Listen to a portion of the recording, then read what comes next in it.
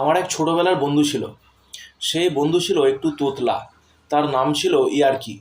তো ইয়ার্কি অনেক ভালো ভালো জায়গায় চাকরি পেয়েছিল, ভালো ভালো জায়গায় চাকরি করতো। একদিন ইয়ার্কি রেলে চাকরি পেয়ে গেছে। তা আমি জিজ্ঞাসা করলাম, হ্যাঁ রে ইয়ার্কি, কোথায় চাকরি পেয়েছিস?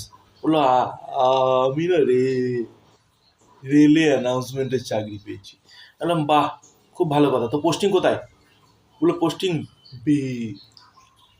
বিহারে। বললাম, বাহ, ভালো, তাহলে জয়েন কবে থেকে করছিস? কালকে। তুই আর কি রেলে অ্যানাউন্সমেন্ট করছে,